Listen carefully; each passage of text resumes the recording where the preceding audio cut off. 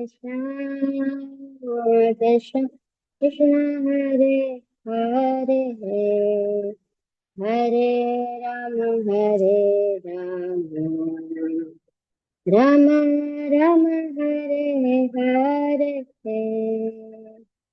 હરે કૃષ્ણ પ્રભુજી દંડવત પ્રણામ.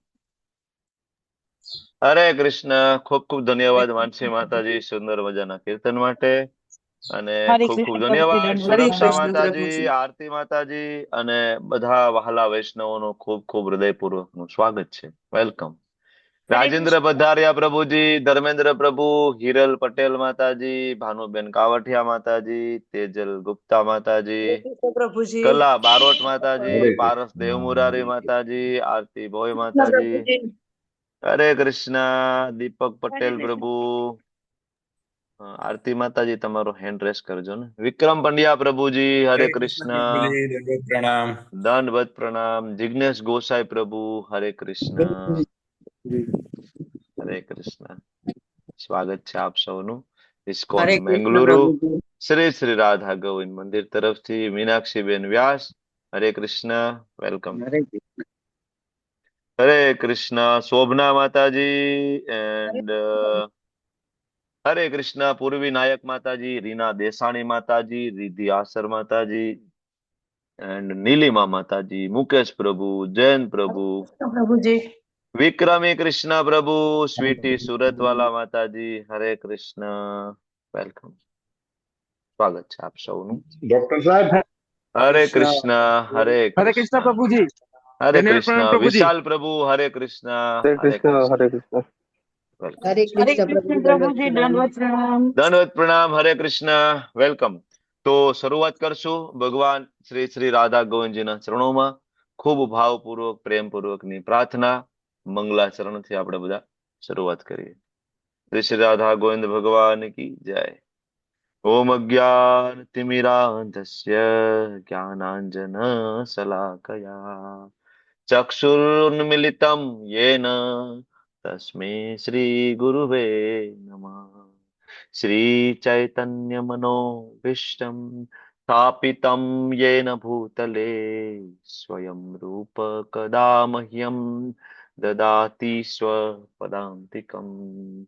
वन्देऽहं श्रीगुरो श्रीयुतापदकमलम् श्रीगुरुन् वैष्णवांश्च श्रीरूपं साग्रजातं सहगण रघुनाथान्वितं तं सजीवम् साद्वैतं सावधूतं परिजनसहितं कृष्णा चैतन्य देवं श्रीराधा कृष्ण पादान् सहगण ललिता श्रीविशाखान्वितंश्च हे कृष्णा करुणा सिंधु दीनबंधु जगत्पते गोपेश गोपिका कांत राधा कांत नमस्तुते. तप्त कांचन गौरांगी श्री राधे वृंदावनेश्वरी वृषभानुसुते देवी प्रणमामि हरिप्रिये. वाञ्छाकल्पतरुभ्यश्च कृपा सिन्धुभ्य एव च पतितानां पावनेभ्यो वैष्णवेभ्यो नमो नमः. नमो ओं विष्णुपादाय कृष्णपृष्ठाय भूतले श्रीमते भक्ति वेदांत स्वामी निति नामिने. नमस्ते सरस्वती देवी गौरवाणी प्रचारिणे निर्विशेषा शून्यवादी पाश्चात्यादेशतारिणे. जय श्री कृष्ण चैतन्य प्रभु नित्यानंद श्री अद्वैत गदाधर श्रीवासादि गौर भक्त वृंद. हरे कृष्णा कृष्णा कृष्णा हरे हरे, हरे राम राम राम हरे हरे. हरे कृष्णा હરે કૃષ્ણ. હરે કૃષ્ણ. ખૂબ ખૂબ ધન્યવાદ આપ સૌનું. હરે કૃષ્ણ. વેલકમ. ખૂબ ખૂબ હૃદયપૂર્વકનું સ્વાગત છે આપ સૌનું. તો અધ્યાયની શરૂઆત આજે આપણે કરવા જઈ રહ્યા છીએ 16મો. 15 અધ્યાયની ચર્ચાઓ આપણે પૂર્ણ કરી ચૂક્યા છીએ. 16, 17 ને 18 3 અધ્યાય પૂર્ણ થઈ આપણો આ જ્ઞાન યજ્ઞ પૂર્ણ થઈ જશે. અને આપણે આગળના સ્ટેપ એટલે કે advance Bhagavad Gita course level 2 માં આપણે અગ્રેસર થવા જઈ રહ્યા છીએ, જેમાં 2 સ્ટેપ છે, 2 વિભાગ છે લેવલ 2 માં પણ. બરાબર, એક પ્રી ભક્તિ શાસ્ત્રી અને એક ભક્તિ સદાચાર. પ્રી ભક્તિ શાસ્ત્રીના ક્લાસ જે આપણે સવારે 8 વાગે સેમ ટાઈમ બરાબર આપણે લઈશું એવરી ડે, રોજ.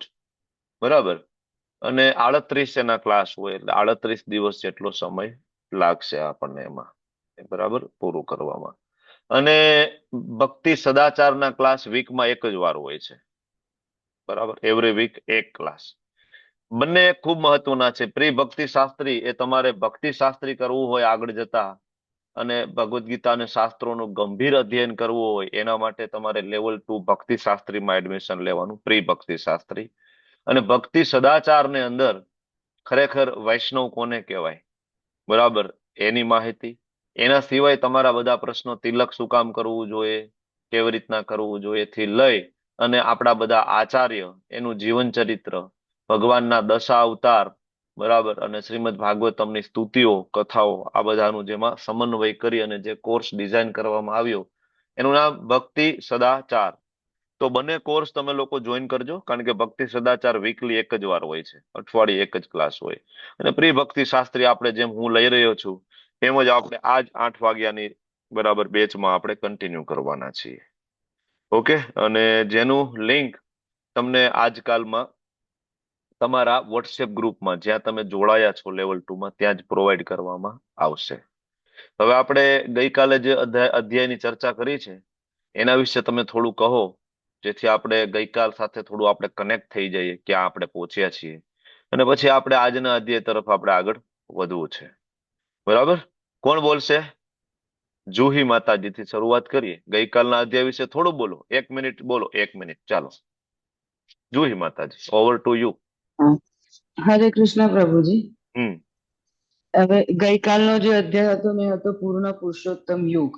હમ એટલે ભગવાને એમાં એવું કીધું હતું કે આપણે જે ત્રણ જે પ્રકૃતિ અધ્યાય 14માં જે આપણે વાત કરી હતી ને એ 3 પ્રકૃતિના લીધે તું છે ને પૃથ્વી ઉપર ગમે ત્યારે તારું મૃત્યુ લોકમાં તું આવતો જતો રહીશ, પણ છે ને જયારે તું મારામાં પૂર્ણ રીતે તું મારામાં લીન થઈ જઈશ તેના પછી તું મારી પાસે જ આવીશ, એટલે કે ગોલોક ધામમાં તું આવીશ.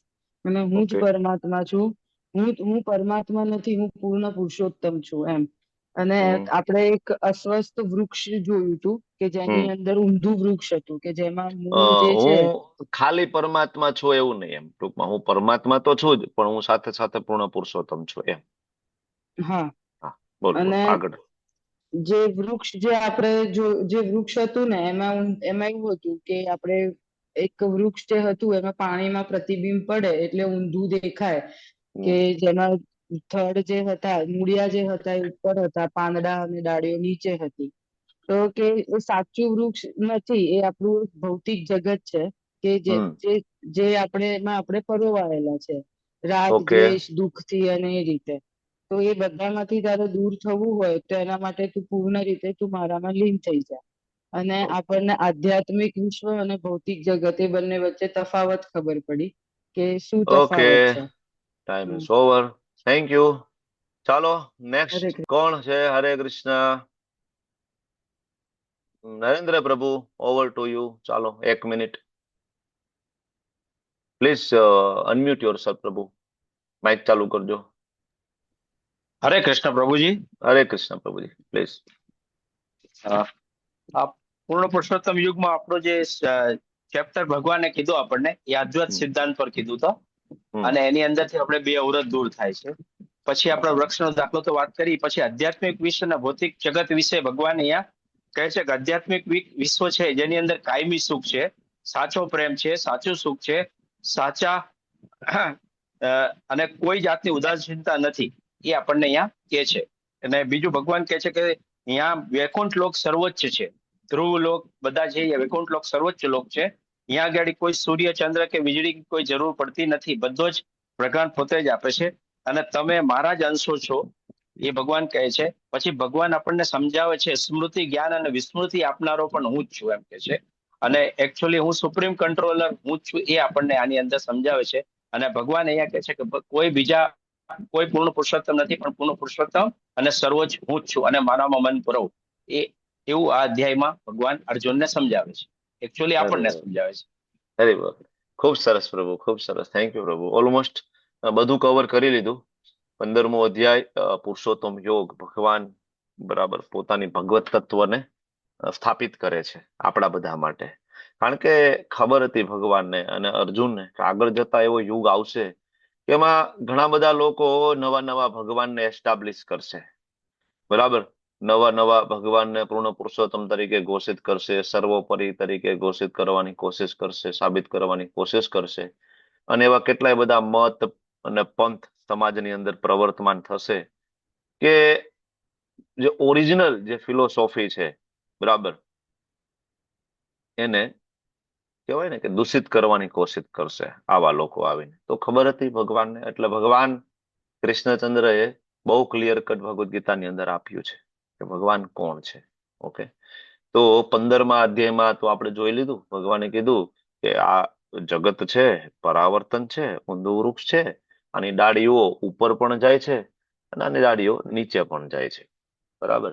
હવે આજનો અધ્યાય ભગવાન જે કહેવા જઈ રહ્યા છે એ ભગવાન દેવી આસુરી સંપદ વિભાગ યોગ, આવું અધ્યાયનું નામ છે.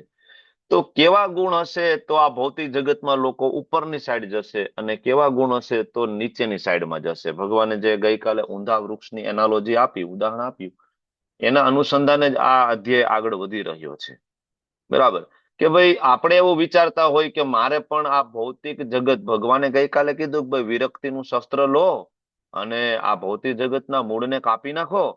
બરાબર, અને તમે એવી જગ્યાની શોધ કરો, બરાબર, કે જ્યાં બરાબર ભગવાન શ્રી કૃષ્ણ હોય, કે જેના દ્વારા બધું ઉદ્ભવ પામે છે, ત્યાં આવી જાઓ, મતલબ ભગવત. તો ભગવાન હવે એ સમજાવે છે કે ભગવત ધામ જવા માટે કયા લક્ષણો એવા હોવા જોઈએ કે આપણે ભગવત ધામ જઈ શકીએ. એ ખબર તો હોવી જોઈએ ને, આપણી પાસે ક્રાઇટેરિયા તો હોવો જોઈએ ને કે ભાઈ આવું આવું મારે સુધારો મારામાં કરવો પડશે. જેવી રીતના આપણે 14મો અધ્યાય સત્વગુણ, રજોગુણ અને તમોગુણ વાળું જે ચેપ્ટર જોયું હતું, તેનાથી આપણે નક્કી કરી શકીએ કે હું કયા ગુણમાં છું. બરાબર, એવી રીતે આ અધ્યાયથી આપણે નક્કી કરી શકીએ કે આપણે કઈ પ્રકારના છીએ. ભગવાન આ અધ્યાયની અંદર 2 પ્રકારના લોકોની વાત કરે છે. એમાં આપણે નક્કી કરવાનું કે આપણે કયા પ્રકારમાં આવીએ છીએ. ઓકે, અધ્યાયની શરૂઆત કરશું આપણે. તો અધ્યાય દેવી તથા આસુરી પ્રકૃતિ. બરાબર, અધ્યાય ખૂબ ઇન્ટરેસ્ટિંગ ચેપ્ટર છે. બરાબર, શરૂઆતના જે 3 શ્લોક છે, 3 શ્લોક એટલા બધા ડિટેલમાં છે કે 3 શ્લોક ઉપર આપણે 2 કલાક સુધી ચર્ચા કરી શકીએ. કારણ કે એમાં એક એક શબ્દ ઉપર પ્રભુપાદે પોતે સુંદર મજાનું તાત્પર્ય લખ્યું છે. એટલે હું તમને બધાને વિનંતી કરું છું કે જેવો આ ક્લાસ પૂરો થાય તમે પ્રભુપાદનું તાત્પર્ય, એનો ભાવાર્થ ધ્યાનપૂર્વક વાંચજો, એને સરસ રીતે સમજવાનો પ્રયત્ન કરજો. કારણ કે બુક વાંચવી બહુ જરૂરી છે, ખાલી ક્લાસ એટેન્ડ કરવાથી નહીં. જે લોકોને અશક્ત છે, નથી વાંચી શકતા, બરાબર, નથી મતલબ વાંચતા નથી આવડતું, અથવા તો ઉંમર એટલી થઈ ગઈ છે, આંખમાં પ્રોબ્લેમ છે, whatever, એ લોકો ઠીક છે ખાલી સાંભળે, શ્રવણ કરે. પણ આપણે બધી જ આપણી ઇન્દ્રિયો ભગવાનની સેવામાં લગાડવાની કોશિશ કરીએ.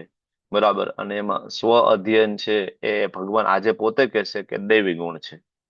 બરાબર, તો આ દૈવિક ગુણ વેદાધ્યયન જો આમાં લખેલું છે, બરાબર, અધ્યયન, તો એ આપણે જરૂરથી ફોલો કરવાની કોશિશ કરીએ. હવે આ અધ્યાય પણ આત્મનિરીક્ષણની પદ્ધતિ આપણને આપે છે. જેવી રીતના 14મો અધ્યાય આપણને આત્મનિરીક્ષણની પદ્ધતિ આપે છે. હું તમને એમ પૂછું કે આપણે આપણા પોતાનું આત્મનિરીક્ષણ કરવું હોય કે હું સત્વગુણમાં છું, રજોગુણમાં છું કે તમોગુણમાં છું, આની પરીક્ષા કઈ રીતના કરી શકાય? તમારા બધા માટે પ્રશ્ન છે. તમે કઈ રીતના પરીક્ષા કરશો તમારી જાતને? મેં તમને કીધું કે તમને કોઈ કહેવા નથી આવવાનું, તમને મોઢે કોઈ કહેવા નથી આવવાનું કે ભાઈ તમે તમોગુણમાં છો કે ભાઈ તમે રજોગુણમાં છો. તમને નહીં કહેવા આવે, કારણ કે આપણે સેન્સિટિવ છે, આપણે ખોટું લાગી જશે તરત. બરાબર, અને બીજું લોકોને પડી પણ નથી. બરાબર, લોકોને પોતાના જેટલા બધા પ્રોબ્લેમો છે, બરાબર, કે એ તમારા ઘરમાં આવીને તમારા પ્રોબ્લેમ સોલ્વ કરવામાં કોઈને ઇન્ટરેસ્ટ નથી. બરાબર, તો તમને કેવી રીતના ખબર પડશે કે ભાઈ તમે કયા ગુણમાં છો? કહો. Question for you. તમારા બધા માટે હું પ્રશ્ન પૂછું છું. હરે કૃષ્ણ. હરે કૃષ્ણ પ્રભુજી. આપણે યસ. એકલા હોઈએ તો આપણને કયા પ્રકારના વિચાર આવે છે એ આપણે કયા ગુણમાં છે દર્શાવી શકે? હિરલ પાઠક માતાજી. ઓકે. વિશાલ તેરૈયા પ્રભુ બોલો, કેવી રીતના ખબર પડશે તમે તમો ગુણમાં છો, રજો ગુણમાં આપણા છો? અંતરાત્માને પૂછીને, આપણા અંતરાત્માથી મનન કરીને કે ભાઈ અંતરાત્મા આખા નહીં દિવસમાં જવાબ શું આપે કર્યું. તમને. અંતરાત્મા નહીં જવાબ આપે. ભાઈ તમે આગળ લેવલ 2 માં આવશો ત્યારે ખબર પડશે કે અંતરાત્માનો અવાજ તમે ક્યારે સાંભળી શકો. અંતરાત્મા જવાબ નહીં આપે તો તમને કેમ ખબર પડશે હું કયા ગુણમાં છું? બોલો. સત્વ ગુણમાં, રજો ગુણમાં કે તમો ગુણમાં? ઓકે. સુનિલ વહાને પ્રભુ, કેમ ખબર પડશે ભાઈ આપણે કયા ગુણમાં? રાજેન્દ્ર પધારિયા પ્રભુજી બોલો, કેમ ખબર પડશે આપણને કયા હરે ગુણમાં કૃષ્ણ. છે? હરે કૃષ્ણ. આપણામાં ક્રોધ, મદ, લોભ બધા દુર્ગુણો હોય તો સમજી લેવાનું કે આપણે તમોગુણમાં છે. ઓકે. નરેન્દ્ર પ્રભુ, કઈ રીતના ખબર પડશે આપણે કયા ગુણમાં છીએ? હરે કૃષ્ણ પ્રભુજી. હમ આયા, આપ તો ડોક્ટર છો પ્રભુજી, હમ તો આપણે જે એમએસટી કરીએ છીએ પ્રભુજી હા, સાયકેટ્રિકમાં, બરાબર. થોટ પ્રોસેસ આપણને આપણા પ્રકૃતિને દર્શાવે પ્રભુજી. આપણું જે ઓકે. રિફ્લેક્શન આવે, હમ વિચાર કર્યા પછી આપણું જે રિફ્લેક્શન આવે એ જ આપણી પ્રકૃતિ બતાવે કે આપણે કયા ગુણમાં છે અને કયા પ્રકારનો આપણે વિચાર થોટ કરીએ છીએ એમ. હમ ઓકે. ખૂબ સરસ પ્રભુ, થેન્ક યુ. બીજા કોઈને કેવું છે? હરે કૃષ્ણ. કેમ ખબર પડશે હું સત્વ ગુણમાં છું, રજો ગુણમાં છું, તમો ગુણમાં છું? માનસી માતાજી, હરે કૃષ્ણ પ્લીઝ. હરે કૃષ્ણ પ્રભુજી. મતલબ હરે આપણા કૃષ્ણ. આચરણથી ખબર પડે આપણે કેવું ખાઈએ છીએ, કોની જોડે કેવું વર્તન કરીએ છીએ, એની પર થી ખબર પડી શકે. આચરણથી હરે ખબર પડી કૃષ્ણ. શકે, થોટ પ્રોસેસ થી ખબર પડી શકશે. હિરલ માતાજી કીધું એકાંતમાં હોય ત્યારે શું કરીએ છીએ એના ઉપરથી ખબર પડી શકે. જીજ્ઞા ગુજરાતી માતાજી, કેમ ખબર પડશે હું કયા ગુણમાં છું? પ્રભુજી ભગવદ ગીતામાં નિર્દેશ કર્યો છે એ પ્રમાણે સત્વ જેવો તમે ખોરાક લ્યો છો, જેવું તમે વાણી, વર્તન, તમારો વિવેક કયા પ્રકારનો છે એના પરથી ખ્યાલ આવે. સત્વ ગુણી ખોરાક લ્યો છો, તમો ગુણી, રજો ગુણ, એટલે દિવસ દરમિયાન આપણે ત્રણેય ગુણમાંથી પસાર થતા હોઈએ. સવારે સત્વ ગુણ, પછી રજો ગુણ અને નિંદ્રાધીન હોઈએ કે એવી રીતે હોય ત્યારે તમો ગુણનો. Okay, thank you. Vishal Ahir પ્રભુ બોલો પ્રભુ, કેમ ખબર પડશે? હરે કૃષ્ણ પ્રભુ. પ્રભુજી, હરે આપણે કૃષ્ણ. ખોરાક શું લઈએ છીએ ને આપણે કોનો સંગ કરીએ છીએ, કે આપણે એસોસિએશન. કેવા વિચારો આવે છે? તમે એક એડ કર્યું, એસોસિએશન. બહુ મહત્વની વસ્તુ છે. થોટ પ્રોસેસ તો નરેન્દ્ર પ્રભુએ આપ્યું, પણ ખોરાક છે એ આગળ જીજ્ઞા માતાજીએ કહ્યું. તમે આપ્યું એસોસિએશન. ઉર્મિલા માતાજી, હરે કૃષ્ણ. હરે કૃષ્ણ પ્રભુજી. આપણે જયારે એકાંતમાં હોય તે આપણે કેવા વિચારો કરીએ છીએ એ ઉપર આપણને ખ્યાલ આવે અને આપણા વાણી વર્તનથી પણ ખબર પડે કે આપણે કયા ગુણમાં છીએ. ને આપણે આમ તો દરેક ગુણમાં આપણે ફરતા જ રહીએ છીએ, ઘડીક સત્વમાં હોય, ઘડીક રજોમાં, ઘડીક તમોમાં. Okay, thank you. બધાના જવાબ પરફેક્ટ છે, સાચા છે, ને ખરેખર નોટ કરવા જેવા છે, એક પછી એક જવાબ. કારણ કે આપણને કામ આવશે ને. આપણે જે આપણા પોતાના જાતનું આત્મનિરીક્ષણ કરવું પડશે, હું કયા ગુણમાં છું. વેલકમ પરેશ શાહ પ્રભુજી, હરે કૃષ્ણ. નેહલ પંચાલ માતાજી, હરે કૃષ્ણ. આનંદ પ્રદા માતાજી, હરે કૃષ્ણ. લલિત કુમાર વેદ પ્રભુ, વેલકમ. જી પ્રભુજી, હરે કૃષ્ણ. યસ માતાજી, પ્રભુજી, બોલો. જયારે સારી કન્ડિશન હોય ને પ્રભુજી તો ખબર પડે, પણ જયારે એવી કન્ડિશન આવે ને પ્રભુજી, અને ત્યારે આપણને સાચી ખબર પડે કે આપણે કયા ગુણમાં છીએ. આપણે જયારે બરાબર નિર્ણય લેવાનો હોય એકદમ, અને એ વખતે આપણને જયારે નિર્ણય સાચો લઈ શકીએ તો સમજી લેવાનું કે હા આપણે કયા ગુણમાં છે. એટલે મીન્સ કે જે નિર્ણય લઈએ આપણે એ ઉપર પ્રભુજી આપણને ખબર પડે કે હા આપણે કયા ગુણમાં છીએ. સારી કન્ડિશનમાં તો પ્રભુજી ઠીક છે, પણ જયારે વિપરીત કન્ડિશન આવે ત્યારે આપણે ખાસ ખ્યાલ આવે છે પ્રભુજી. મારો અનુભવ છે પ્રભુજી. હરે કૃષ્ણ. ના, બરાબર છે. પ્રોવોકિંગ સિચ્યુએશન કહેવાય ને. પ્રોવોકિંગ સિચ્યુએશનમાં તમે બરાબર, એકચ્યુઅલી પ્રશ્ન અર્જુન આજ પૂછે છે ને, સ્થિત પ્રજ્ઞના લક્ષણો. બરાબર, ભગવાનને પૂછે છે બીજા અધ્યાયમાં. આ જ વસ્તુ ત્યાં પણ ચર્ચા થઈ છે. ભગવાનને પૂછ્યું, ભગવાન કેમ ખબર પડે કેવું આચરણ હોય, કેવી રીતના એ બોલે છે, કેવી રીતના એ ચાલે છે, એની વાણી કેવી હોય છે. આ બધી ચર્ચાઓ તો ઇવન બીજા અધ્યાયમાં પણ થઈ છે. બરાબર. તો આ બધા તમે જે મુદ્દા બોલ્યા છો બધા જ સાચા છે, અને બધાની નોટ બનાવવી જોઈએ, જેથી આપણને ખબર પડે કે આપણું એસોસિએશન આપણું કેવું હોવું જોઈએ, આપણો ખોરાક કેવો હોવો જોઈએ, આપણી થોટ પ્રોસેસ કેવી હોવી જોઈએ, આપણે એકાંતમાં છીએ ત્યારે શું કરી રહ્યા છીએ, ભગવદ્ ગીતા વાંચીએ છીએ, ભાગવતમ વાંચીએ છીએ, મોબાઈલ જોઈએ છીએ, ટીવી જોઈએ છીએ, ન્યૂઝપેપર વાંચીએ છીએ, ગેમ્સ રમીએ છીએ કે વોટ એવર, એકાંતમાં આપણી શું પ્રવૃત્તિ છે. બરાબર. આ બધા મુદ્દાઓ બહુ જ મહત્વના છે આપણા પોતાનું આત્મનિરીક્ષણ કરવા માટે, અને આ બધા ઉપર ટીક માર્ક કરવું જોઈએ કે આ પેલા હતું હવે છૂટી ગયું. બરાબર. આવો એસોસિએશન હતો, ધીમે ધીમે ઓછું કર્યું છે, આવા લોકોને કોન્ટેક્ટમાં રાખવાનું. સારું એસોસિએશનમાં લિસ્ટ બનાવો, આ બરાબર વ્યક્તિ નંબર 1 2 3 4 5, બરાબર, આમનું એસોસિએશન કરવાનું ચાલુ કર્યું છે. વીકમાં એક વખત ફોનથી એસોસિએશન, ક્લાસમાં બરાબર એસોસિએશન, યાત્રામાં બરાબર વર્ષમાં 2-3 વખત, લોકલ ટેમ્પલમાં એસોસિએશન. તો એ ટીક માર્ક બનાવો, તમે આખો એક ચાર્ટ બનાવો ને, તો જ આપણે આમાંથી બહાર નીકળી શકીશું, નહીતર કેમ નીકળી શકીશું? આ વસ્તુ મને ભાવે છે પણ તમોગુણી છે, છોડવાની મેં કોશિશ કરી છે. આ વસ્તુ મને ભાવે છે, બહુ જ તીખું, બહુ જ તળેલું, રજોગુણ છે, મેં બરાબર ધીમે ધીમે છોડવાની કોશિશ કરી છે, આ છૂટી ગયું, આ છૂટી ગયું, આ છૂટી ગયું, આ છૂટી ગયું. તો આ એક ચાર્ટ બનાવશું આપણે, તો ધીમે ધીમે ધીમે ધીમે ભગવાન જે આજનું અધ્યાય જે કહે છે ને કે ભગવાનને કેવા ગુણો જોઈએ છે ભગવત ધામમાં આપણને લઈ જવા માટે, બરાબર, એ ભગવાન અહીંયા વાત કરી રહ્યા છે. દેવી ગુણો. શ્રી ભગવાન ઉવાચ. પહેલો જ ગુણ છે અભયમ. અભયમ એટલે નિર્ભયતા. સંપૂર્ણ આધાર ભગવાન શ્રી કૃષ્ણ ઉપર જ્યારે હોય ને, ત્યારે વ્યક્તિ છે એ સંપૂર્ણ અભયમ, નિર્ભયતા થઈ શકે. અભયમ એટલે એવું ને કે ભાઈ આપણે કોઈના બાપથી બીતા નથી, એને અભયમ ખરેખર ના કહેવાય. અભયમ એટલે કે વ્યક્તિ જંગલમાં એકલો જતો હોય તો પણ એને વિશ્વાસ હોય કે મારી સાથે કૃષ્ણ છે.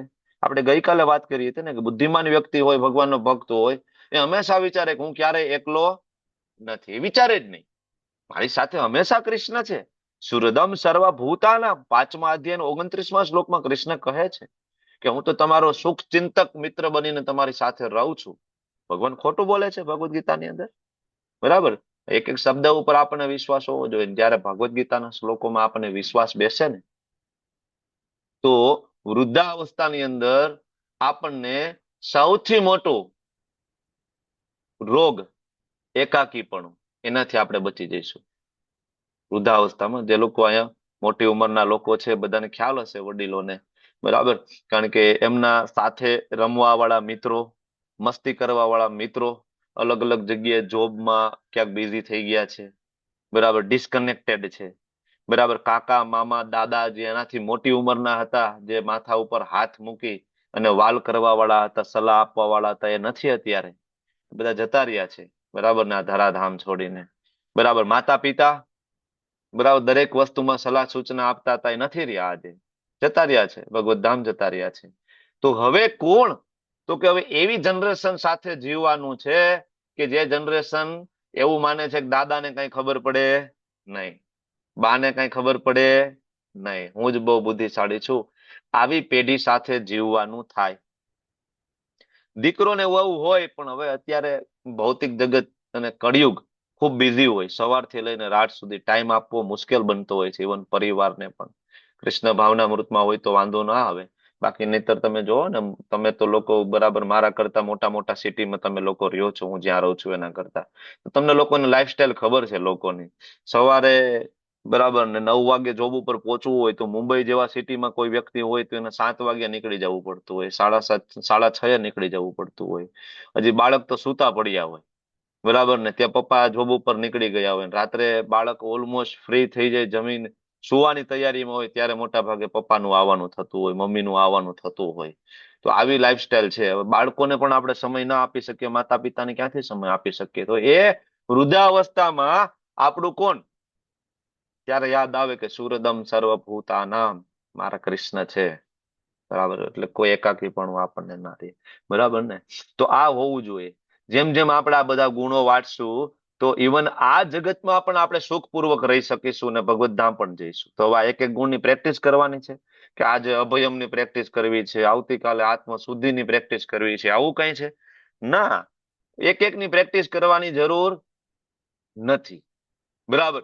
સાધના, સેવા અને સત્સંગ, આ 3 વસ્તુ બહુ જ મહત્વની છે. સાધના, જે રોજ તમે સવારે ઉઠીને જે માળા કરો છો, ભગવાન નામનો જપ કરો છો, મંગલા આરતીમાં આવો છો, સાધના. સેવા, જ્યારે પણ મોકો મળે વૈષ્ણવ સેવા. આપણે લોકો યાત્રામાં જઈએ છીએ, વૈષ્ણવ સેવા. તમારા ઘરે ઠાકોરજી શ્રી વિગ્રહની સેવા, બરાબર. અલ્ટર એટલે કે ભગવાનનું મંદિર, એ બધી સેવા. તો સાધના, સેવા અને સત્સંગ જે આપણે રોજ કરીએ છીએ, બરાબર ને. આપણે બધા કળિયુગના જીવો છીએ. આપણે રોજ, બરાબર, હું તમારી ઘરે ના આવી શકું, તમે મારા ઘરે રોજ ના આવી શકો. પ્રેક્ટિકલી પોસિબલ નથી થતું આપણાથી કળિયુગની અંદર. તો આપણે લોકોએ ઓનલાઈન એસોસિએશન ઊભું કર્યું છે, બરાબર. આપણે જો રોજ એવરી ડે એબો 100 કરતા વધારે લોકો આપણે ઓનલાઈન એસોસિએશન થી આપણે મળીએ છીએ, બરાબર ને. અને આમાંથી લગભગ મોટા ભાગના એવા છે કે જેને આપણે રૂબરૂ મળી ચૂક્યા છીએ, યાત્રામાં મળી ચૂક્યા છીએ. તો આપણી વચ્ચે એક એવું બંધન થઈ ગયું કહેવાય કે આપણી વચ્ચે એક લાગણીનો સંબંધ છે, પરિવાર જેવો આપણો સંબંધ છે, બરાબર. તો આપણે ઓનલાઈન એસોસિએશન, સાધના, સેવા અને સત્સંગ, આ 3 વસ્તુ દ્વારા આપણે જોડાય છે. તો આનાથી શું થશે? કારણ કે આપણે અહીંયા જયારે સત્સંગ કરીએ છીએ ત્યારે પ્રભુપાદનો સંગ કરીએ છીએ, કારણ કે શબ્દ પ્રભુપાદના છે. અને જ્યારે આવા મહાન વૈષ્ણવનો સંગ કરીશું, જ્યારે આપણે અર્જુનજીનો સંગ કરીશું, અને જ્યારે ભગવદ્ ગીતાનો શ્લોક આપણે બોલીએ છીએ, શ્રી ભગવાન ઉવાચ અભયમ સત્વ સંશુદ્ધિર જ્ઞાન યોગ વ્યવસ્થિતિ, આ શબ્દ જ્યારે બોલીએ છીએ ત્યારે આપણે કૃષ્ણનો સંગ કરીએ છીએ. કારણ કે શબ્દ કોના છે? કૃષ્ણના. અને કૃષ્ણના શબ્દ અને કૃષ્ણમાં ભેદ નથી, બંને એક છે. તો અહીં ભગવાનનો સંગ, ભગવાનના મહાન ભક્તનો સંગ, ભગવાનના પાર્ષદોનો સંગ, વૈષ્ણવનો સંગ. તો આનાથી ધીમે ધીમે આ બધા ગુણો આપમેળે પ્રગટ થશે. અહીંયા કેટલાય બધા એવા લોકો છે કે જે આપણી સાથે 3 વર્ષ પહેલા જોડાયા હતા, 2 વર્ષ પહેલા જોડાયા હતા, બરાબર. અને એના પોતાનામાં ઘણા બધા અવગુણો હતા. ભલે આપણે લિસ્ટ બનાવવાની જરૂર નથી, કે આપણે કોઈને પૂછવાની જરૂર નથી શું હતા, પણ તમે બધા જાણો છો કે આપણામાં કંઈક ને કંઈક અવગુણો હતા. વધારે ટીવી જોવાની હેબિટ હતી, વધારે મોબાઈલ સ્ક્રોલ કરવાની ટેવ હતી, નાની નાની વાતમાં ગુસ્સો આવી જતો હતો, બરાબર. ઘણું બધું હતું. પણ ધીમે ધીમે ધીમે ઓછું થયું, બરાબર. ભલે આ વોશિંગ પ્રોસેસ છે, ચેતો દર્પણ માર્જનમ, તાત્કાલિક ના થાય પણ થઈ રહ્યું છે. પ્રેક્ટિકલી અનુભવ આપણે કરી રહ્યા છીએ કે થઈ રહ્યું છે, થઈ રહ્યું છે ને. કેટલા લોકોના જીવનમાં આ પ્રોસેસ થઈ રહી છે? રેઝ યોર હેન્ડ, હાથ ઊંચો કરો. કેટલા લોકોને એવું લાગે છે કે ના ના પ્રભુજી, આ ક્લાસ, ભગવદ્ ગીતાના શ્લોકો, બરાબર, આ એસોસિએશન ઇસ્કોન મેંગલુરુનું, એના કારણે કંઈક જીવનમાં પરિવર્તન આવી રહ્યું છે, કંઈક. ભલે આપણે એવું નથી કે આમાં કઈ રાતોરાત આપણે કઈ પરમહંસ બની જવાના છીએ, કે રાતોરાત આપણે કઈ સાધુ સંત બની જવાના છીએ, બરાબર. હરે કૃષ્ણ, હરે કૃષ્ણ. મ્યુટ કરજો પ્લીઝ. ઓકે. તો રાતોરાત તો થવાનું નથી, પણ થઈ રહ્યું છે. એવા 41 રેઝ હેન્ડ છે. કેટલા? 41, બરાબર. ટોટલ પાર્ટિસિપેન્ટની સંખ્યા 116 ની આસપાસ છે, બરાબર. એમાંથી 41-42, ઓલમોસ્ટ 50% ની આસપાસ લોકો એવું માને છે કે ના ના, જીવનમાં પરિવર્તન થઈ રહ્યું છે, બરાબર ને. હરિબોલ.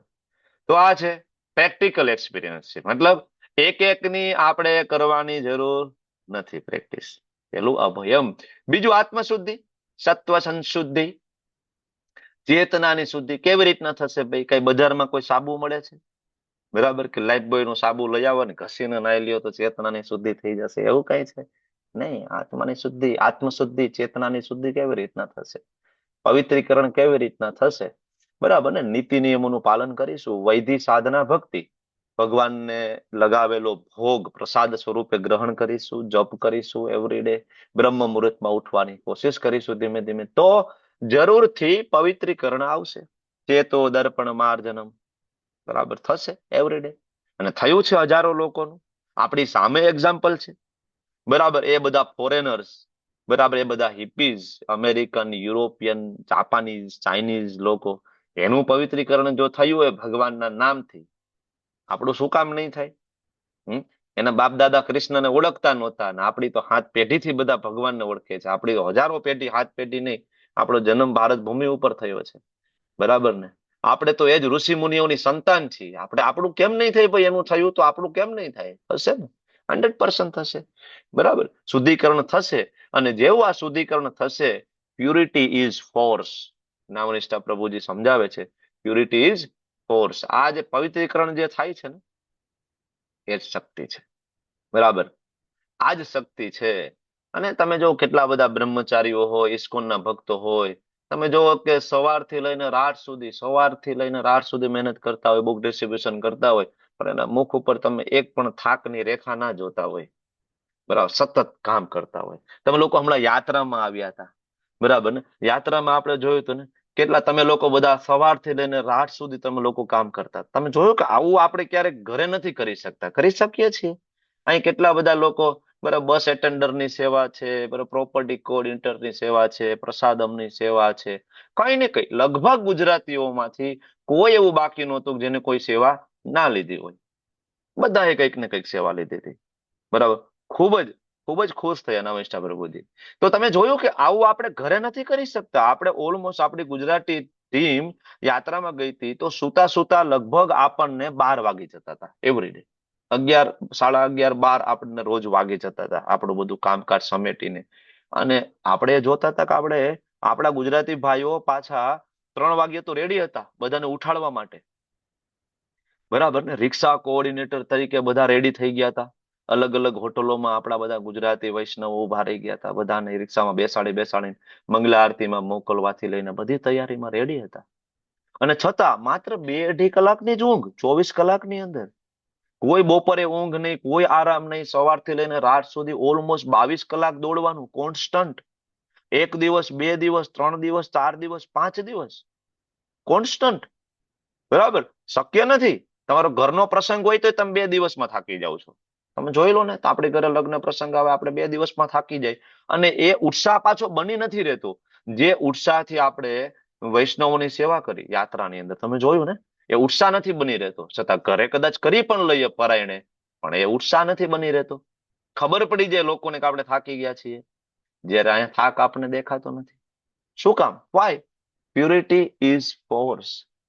જ્યારે તમે વૈષ્ણવોનો સંગ કરો છો, સાધુ સંગ કરો છો, ભગવાનના શુદ્ધ ભક્તનો સંગ કરો છો, ત્યારે એમનામાંથી આ પ્યુરિટી ટ્રાન્સફર થાય છે. આપણને એમ થાય કે આપણે આપણા શક્તિના બળે કરી શકીએ છીએ. ના, આપણા શક્તિના બળે કરી શકીએ તો ઘરે કરી જુઓ 5 દિવસ ખાલી 2-2 કલાકની ઊંઘ લઈને. તમે નહીં કરી શકો. બરાબર, આ પ્રમાણ છે સાધુ સંઘ. બરાબર, યાત્રા એટલા માટે તો ઓર્ગેનાઇઝ કરવામાં આવે છે ને. વર્ષમાં આપણે ઇસ્કોન મેંગલુરુ ઓલમોસ્ટ 4-5 યાત્રા ઓર્ગેનાઇઝ કરે છે.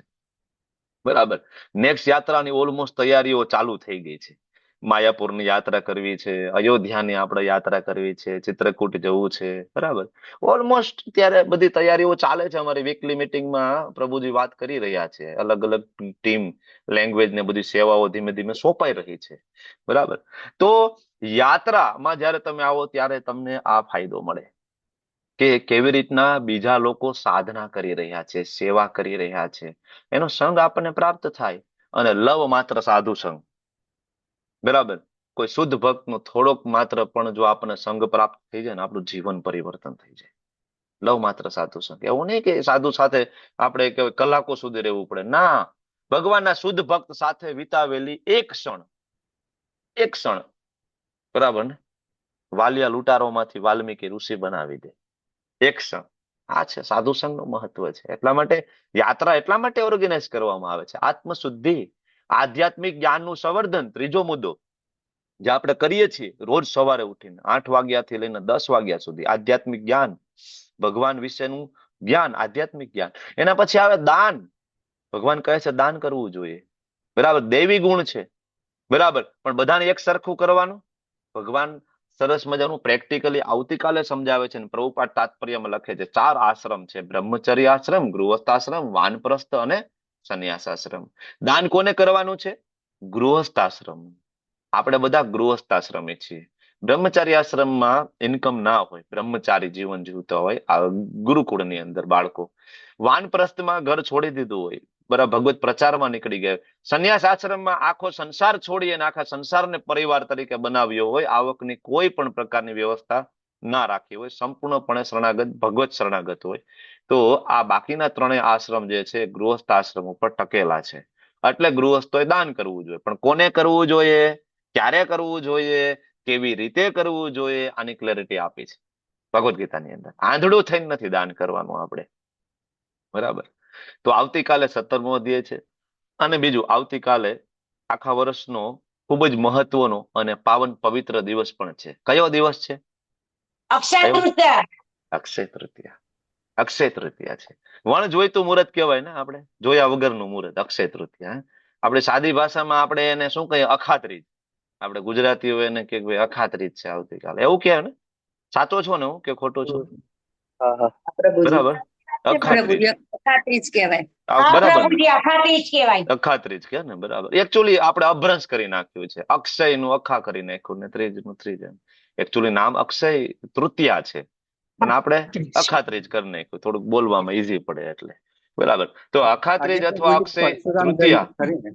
હા, ભગવાન પરશુરામનું પ્રાગટ્ય પણ છે. આપણે આવતીકાલે જોવાના છે, એના વિશે થોડું આપણે સમજવાની કોશિશ કરવાના છે. પણ તમને આજે હું એટલા માટે યાદ દેવડાવું છું કે તૈયાર થઈ જાવ તમે આવતીકાલ માટે.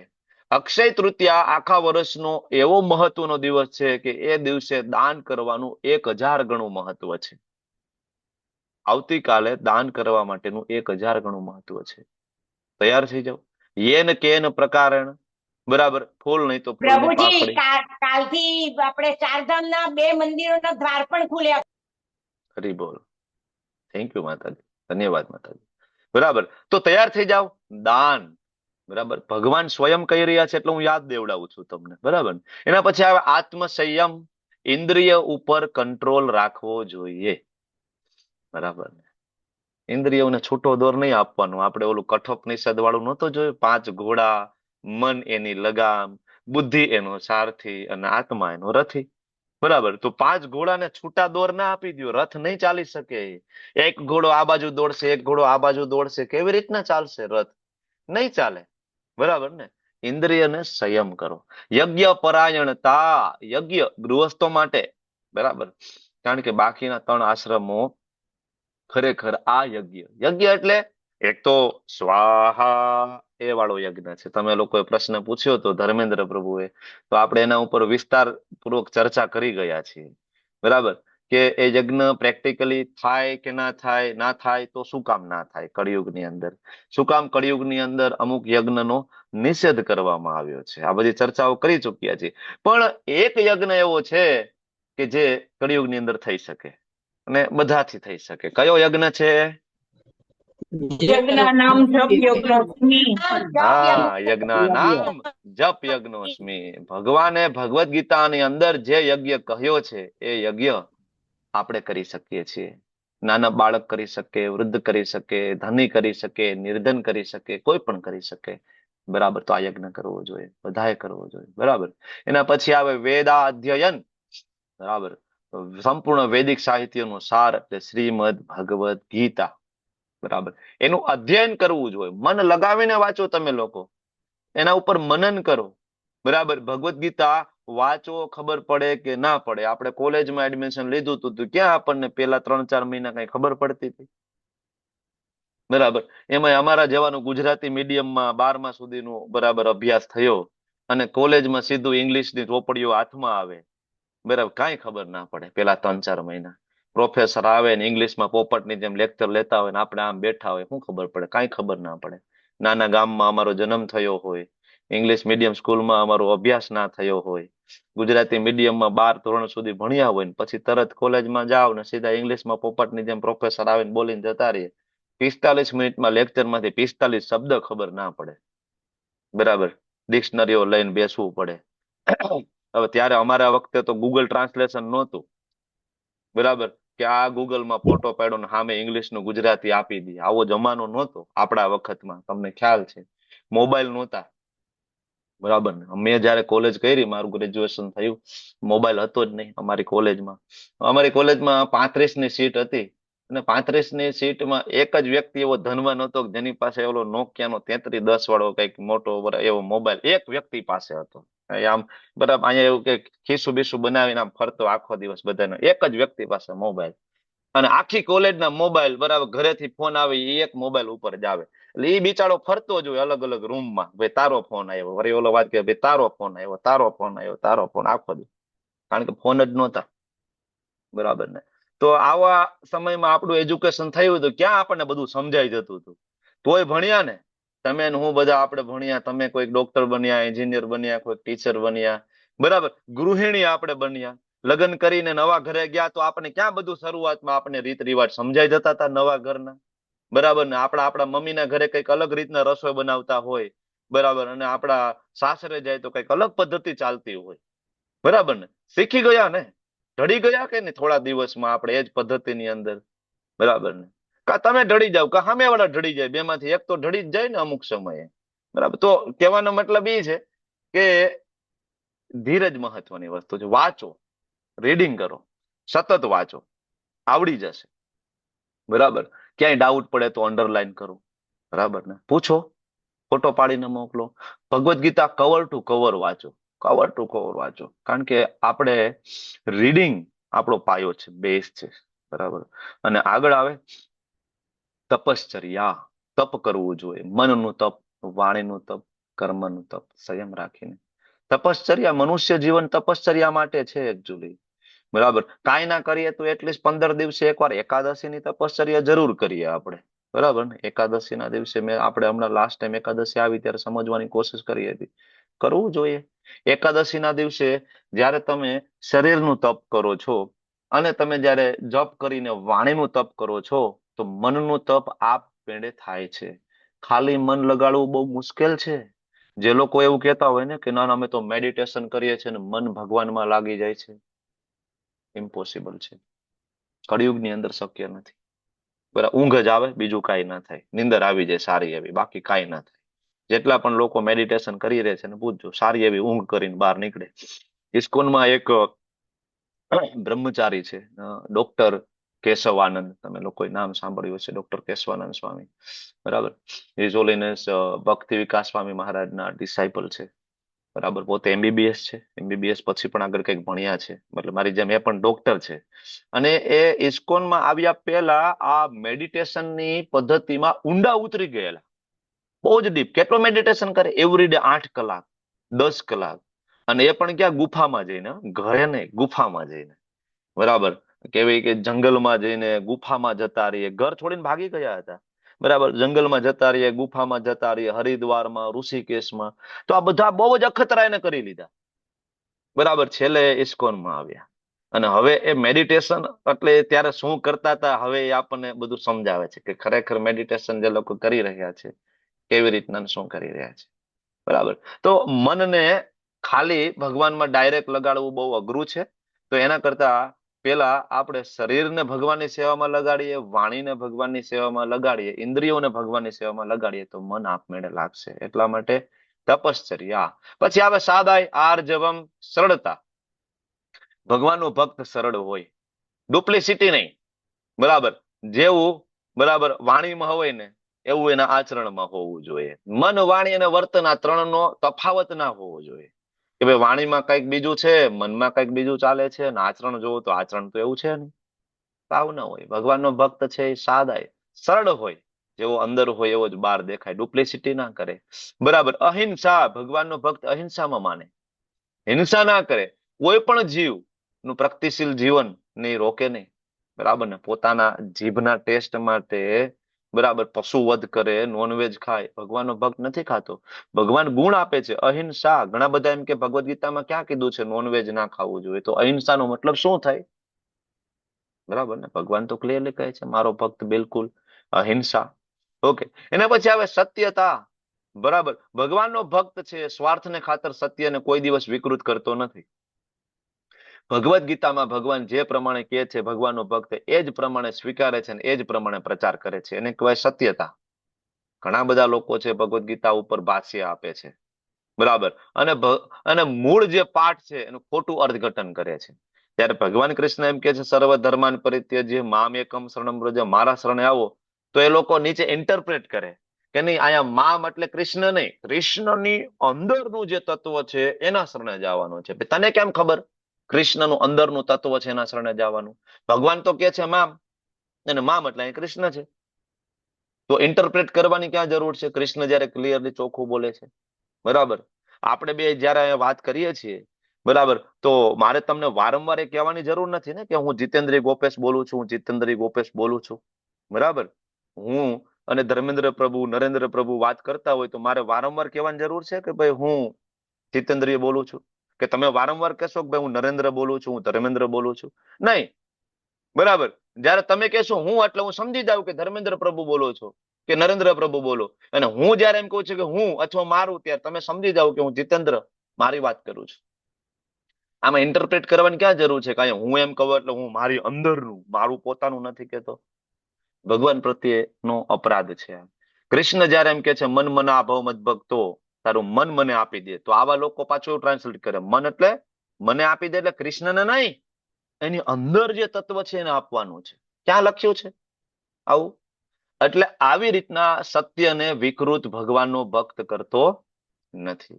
ભગવાનનો ભક્ત એઝ ઇટ ઇઝ આપે. ને કૃષ્ણ જ બોલી રહ્યા છે ને, કોઈ ડાઉટ છે? ભગવાને 7મા અધ્યાયમાં તો નામ સુધા કહ્યું. બરાબર. વાસુદેવ સરોમિતિ સ મહાત્મા સુદુર્લભ. હું જ વાસુદેવ શ્રી કૃષ્ણ, બરાબર, હું જ છું. મને કોઈ જાણે એ મહાત્મા દુર્લભ છે, મળવો મુશ્કેલ છે કૃષ્ણને માને એવો. બરાબર. ક્રોધ વિહીનતા, ગુસ્સાને કંટ્રોલમાં રાખવો જોઈએ. ભગવાન કે સહનશીલ થવું જોઈએ. બરાબર. કારણ કે ક્રોધના કારણે શરીર આપણું પ્રદૂષિત થાય છે. ક્રોધના કારણે મન અને શરીર બંને બગડે છે. અને ક્રોધ ઘણી બધી બીમારીઓનું મૂળ છે. બરાબર. સહનશીલ થવું જોઈએ. અને ક્રોધમાં આપણે કોઈ પણ પ્રકારનો સાચો ડિસિઝન લઈ શકતા નથી. નેવર. એટલે ભગવાન કહે છે ક્રોધ વિહીનતા. ત્યાગ. બરાબર. ભગવાન કહે છે ત્યાગ કરવું જોઈએ. ત્યાગ એટલે બધું છોડી દેવું. ઘણા એમ કે ભગવદ્ ગીતામાં ભગવાને કીધું છે ત્યાગ કરી દો, બધું છોડી દો. બધું છોડી દેવું નહીં. ત્યાગ એટલે શું? ત્યાગ એટલે આપણી પાસે જે કંઈ પણ છે એને ભગવાનની સેવામાં લગાડવું. આને કહેવાય સાચો ત્યાગ. બરાબર. યુક્ત વૈરાગ્ય. તમારી પાસે જે કંઈ પણ હોય ભગવાનની સેવામાં લગાડો. તમારું શરીર, તમારી શક્તિ, તમારી ઇન્દ્રિય, તમારું મન, તમારું બુદ્ધિ ભગવાનની સેવામાં લગાડો. હા, તમારી પાસે પૈસા હોય, બરાબર, અને તમને જીવ હાલે તો થોડો ભાગ ભગવાનની સેવામાં લગાડો. લગાડવું જોઈએ. ભગવાને કીધું છે દાન, ભગવાને કીધું છે ત્યાગ કરવું જોઈએ. શું કામ ના કરીએ ત્યાગ? ત્યાગ એટલે નહીં બધું છોડીને છોડો, ઘર બાર ચલો હરિદ્વાર. બરાબર. એ ત્યાગ વાળું વસ્તુ નથી ભગવાન અહીં કહેતા. બરાબર. આગળ ભગવાન કહે છે શાંતિ. બરાબર. દેવી ગુણ છે. જ્યારે ભગવાનના શરણે તમે જશો તો આપોઆપ આ દેવી ગુણ તમારા હૃદયમાં પ્રગટ થશે. લોકો સવારથી લઈને સાંજ સુધી શાંતિની શોધમાં છે, સુખની શોધમાં છે. ક્યારે રવિવાર આવે, મને સુખ મળી જાય. ક્યારે વેકેશન પડે, મને સુખ મળી જાય. મળી ગયું. કેટલા રવિવાર જતા રહ્યા ને કેટલા વેકેશન અત્યાર સુધીમાં આપણા જીવનમાંથી જતા રહ્યા. પિયરે જઈ આવું તો મને સુખ મળી જશે. મળી ગયું. કેટલી વાર પિયરે આપણે જઈ આવ્યા ને પાછા આવતા રહ્યા. સુખ મળતું નથી, શાંતિ મળતી નથી. પણ જયારે ભગવાનની ભક્તિમાં આપણે લીન થઈએ ત્યારે આપણામાં શાંતિનો ગુણ આવે. છિંદ્રાવેશણમાં અરુચિ. છિંદ્રાવેશણમાં, બરાબર, એટલે કે બીજાના ફોલ્ટ શોધવા નહીં, બીજાના અવગુણો શોધવા નહીં. ભગવાન ના પાડે છે. બરાબર. બીજામાં અવગુણો નહીં જોવાના. હંમેશા સામેવાળા વ્યક્તિના ગુણ જોવાના, અવગુણ નહીં જોવાના. બરાબર. આજકાલ તો સારું ગણવામાં આવે. બરાબર. જોઈએ ને તરત જ કે ફોલ્ટ ગોતી લે કે મારો છોકરો એટલો હોશિયાર ને, અમે વાળા વાત કરે કે તરત જ એનો ફોલ્ટ પકડી લે શું છે. બરાબર.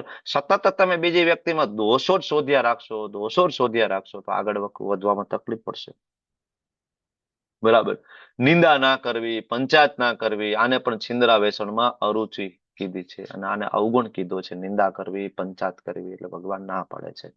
બરાબર. એના પછી આવે છે જીવ માત્ર ઉપર દયા. ક્યારે આવે જીવ માત્ર ઉપર દયા? ક્યારે આવે? જયારે ખબર હોય ને કે અહમ બીજ પ્રદહ પિતા, બધાનો બાપ એક જ છે. વસુધૈવ કુટુંબકમ ક્યારે થાય? તમે એટલા નારા લગાવી લો તોય ના થાય. વસુધૈવ કુટુંબકમ ક્યારે થાય? કુટુંબ ક્યારે થાય? જ્યારે એ કુટુંબનો મોભી એક હોય ત્યારે થાય ને. જૂના ગામડામાં તમે જાઓ, બરાબર, તો મોટી બધી ઓસરી હોય. બરાબર. ઓસરી એટલે ખબર ને, અત્યારે આપણે જેને હોલ કહીએ છીએ, જેને આપણે ડ્રોઈંગ રૂમ કહીએ છીએ, અને ગામડામાં અમે ઓસરી કહીએ. બરાબર. મોટી લાંબી ઓસરી હોય. અને એક ઓસરી ઉતારે કેટલા હોય? 5 રૂમ હોય, 10 રૂમ મેં જોયા જ ગામડાની અંદર. 10 રૂમ હોય. બરાબર. એમાં એક દાદા અને એક બા હોય, 5 છોકરા હોય, એની 5 વહુ હોય, એના 2 છોકરા હોય, એની વહુ હોય, ટાબરિયા બધા હોય. બરાબર. મોટું બધું ફર્યું હોય. બરાબર. એક દાદાની છત્ર છાયામાં આખો પરિવાર હોય, બધો રહેતો હોય. ક્યારે રે? વસુધૈવ કુટુંબકમ ક્યારે થાય? ખબર છે કે બધાનો બાપ એક છે, એટલા માટે એ બધા ભેગા રહે છે ને. તો વસુધૈવ કુટુંબકમ ક્યારે થાય? જયારે તમે બધાને કહો ભાઈ કૃષ્ણ છે બધાના પિતાજી છે, તમે એનો પ્રચાર પ્રસાર કરશો તો. બાકી એક કે હું દલિત છું ને, એક કે હું બ્રાહ્મણ છું ને, એક કે હું આ છું, હું જાટ છું ને, હું ઠાકોર છું ને, તો પતી ગયું ને. લોકોને તો એ જ જોઈએ છે ને, પોલિટિકલ પાર્ટીઓને તો આ જ જોઈએ છે ને. બરાબર. તો તમે પ્રચાર કરો શ્રીમદ ભગવદ્ ગીતાનો વધુમાં વધુ, વધુમાં વધુ, વધુમાં વધુ. એટલે જો ઇસ્કોન ની અંદર તમને આ ભાવના જોવા મળશે વધુ. બરાબર, વસુદેવ કુટુંબકમ. હમણાં તમે લોકો યાત્રામાં આવ્યા હતા, લગભગ આપણે 200 લોકો યાત્રામાં આવ્યા. તમને કોઈ તમારી જાતિ પૂછી કે ભાઈ તમે કઈ જ્ઞાતિના છો? બરાબર. આપણે બધા સાથે જમતા હતા. બરાબર, એક જ બરાબર પંગતમાં બેસીને એકાબીજાને આગ્રહથી બધા જમાડતા હતા. તમે જમી લીધું, તમે જમી લીધું, તમે જમી, બરાબર ને? સતત કોઈએ પૂછ્યું ભાઈ તમે કઈ જ્ઞાતિ, કઈ ભાઈ તમે પટેલ છો, વાણિયા છો, વેપારી છો, હરિજન છો, દલિત છો, શુદ્ર છો? પૂછ્યું કોઈ? ના, પૂછ્યું જ નથી. શું કામ?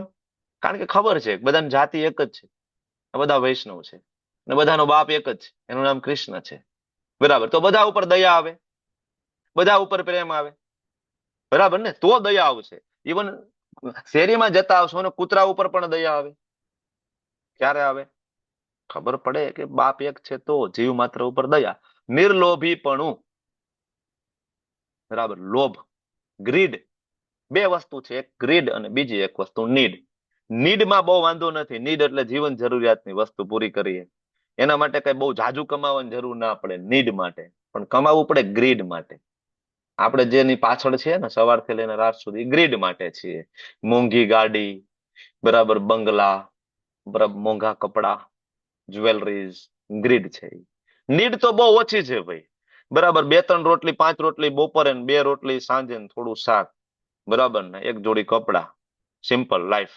બરાબર. તો આટલી નીડ તો આટલી જ છે, બાકીની બધી ગ્રીડ છે. તો ભગવાન કે ગ્રીડ ને છોડો. ખરેખર ગ્રીડ કરવી હોય, ખરેખર લોભ કરવો હોય તો ભગવાનના નામનો લોભ કરો. કે આજે 16 માળા થઈને આજે 24 કરવી છે.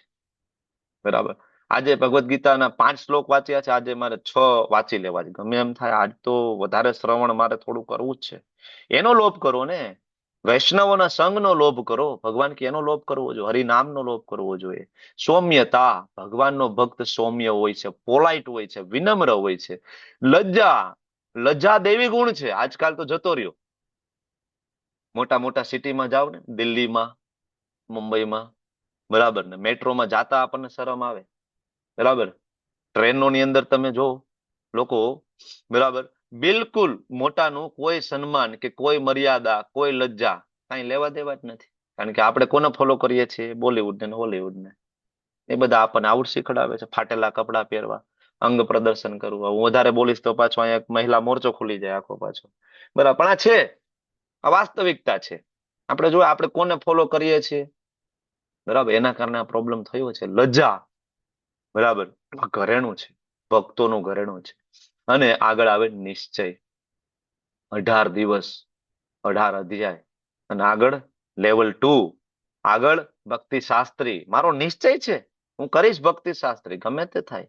ભલે ને અઘરું હોય, બરાબર, ભલે ને 2 વર્ષ સુધી ચાલે, 1.5 વર્ષ સુધી ચાલે, હું સમય કાઢીશ. કેમ ભાઈ? પૈસા કમાવા માટે ડોક્ટરનું ના ભણ્યા, એન્જિનિયરનું ના ભણ્યા? એ સહેલું લાગતું હતું. 11મું પાસ કરવું, બોર્ડની એક્ઝામ પાસ કરવી સહેલી લાગતી હતી. કર્યું ને? બરાબર. શું કામ? તો કે ભાઈ એમાં સર્ટિફિકેટ મળશે, બરાબર, તો મને ડિગ્રી મળશે, અને ડિગ્રીના આધારે હું પૈસા કમાઈશ, મોજ કરીશ.